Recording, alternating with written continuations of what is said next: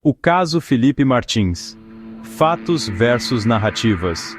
A análise do caso de Felipe Martins, assessor especial do ex-presidente Jair Bolsonaro, oferece um exemplo prático das tensões levantadas. O texto aponta que a prisão de Martins, mantida por 6 meses, foi baseada em uma narrativa inicial, a suposta fuga para os Estados Unidos, que se provou insustentável diante de evidências como passagens aéreas, dados de geolocalização e o cancelamento de seu passaporte. A desconstrução dessa tese, inicialmente sustentada pela Polícia Federal e pelo Judiciário, reforça a desconfiança de que a medida teve motivações mais políticas do que jurídicas. Felipe Martins estava em Ponta Grossa. Um jornalista chamado Guilherme Amado. Investigado, Martins teve entrada registrada nos Estados Unidos, América, e depois evaporou. Documento em site de governo americano diz que Felipe Martins entrou em Orlando no fim de 2022. Eduardo Guirotto, Natália Portinari e Guilherme Amado assinaram a matéria. Uma irresponsabilidade, pois Felipe Martins não viajou para os Estados Unidos. Não tinha nenhuma restrição de viagem. O canal Te Atualizei informou que Felipe Martins foi torturado quando estava preso, mas o passaporte que deu entrada nos Estados Unidos estava com o nome errado, e pasmem, o passaporte que deu entrada nos Estados Unidos já tinha sido cancelado pela Polícia Federal.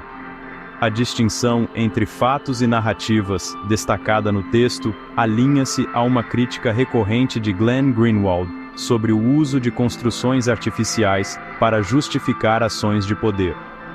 A insistência em manter Martins preso, mesmo após a fragilidade das provas vir à tona, sugere, segundo o argumento, uma instrumentalização do sistema judicial para atingir adversários políticos, no caso, o círculo próximo a Bolsonaro. Operações como a Tempus Veritatis, que investigou um suposto plano golpista em 2022, e os inquéritos das fake news e das milícias digitais são citados como parte de um padrão mais amplo, no qual medidas cautelares e prisões preventivas são aplicadas de forma desproporcional e, por vezes, opaca. Estado de exceção ou defesa necessária? A menção ao estado de exceção remete à teoria de Carl Schmitt sobre a suspensão de garantias legais em nome de uma emergência superior. No contexto brasileiro, críticos como os do Gazeta do Povo argumentam que decisões judiciais como a de Martins indicam uma operação extralegal do STF, liderada por figuras como Alexandre de Moraes, que estaria ultrapassando os limites constitucionais em nome da defesa da democracia. Por outro lado, defensores dessas ações, incluindo setores do judiciário esquerdista, sustentam que tais medidas são imprescindíveis para conter ameaças reais ao Estado democrático de direito, mesmo indo contra o devido processo legal e a Constituição brasileira, como as investigações sobre articulações golpistas pós-eleições de 2022, estranhamente igual à invasão do parlamento americano, fora muitas lacunas, exemplo, como uma filmagem de um dia trágico foi apagado do Ministério da Justiça. O texto, porém, questiona essa narrativa ao destacar falhas evidentes no caso Martins, uma prisão sustentada por uma reportagem não verificada e indícios possivelmente manipulados.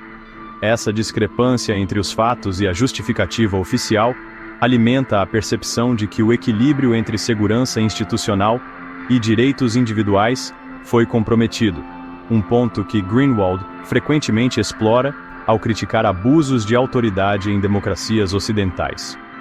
Conclusão: um padrão ou um desvio? A análise culmina em uma reflexão aberta.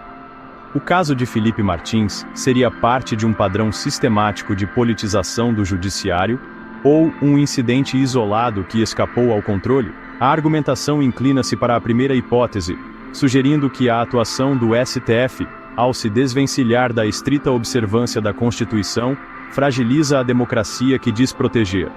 A ênfase na necessidade de proteger a Constituição, e não uma ideia abstrata de democracia moldada à conveniência dos ministros, ressoa com a visão de que o judiciário deve ser um aplicador imparcial da lei, e não um protagonista político.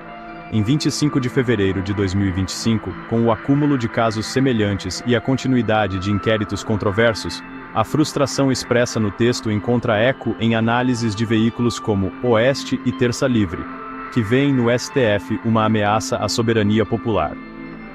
Sem endossar ou rejeitar integralmente os posicionamentos de Martins ou Bolsonaro, a crítica apresentada é juridicamente fundamentada e factualmente plausível, apontando para a necessidade de maior transparência e proporcionalidade nas ações da Corte. Resta ao leitor avaliar se esses eventos configuram uma erosão estrutural do Estado de Direito ou apenas o desejo pelo poder.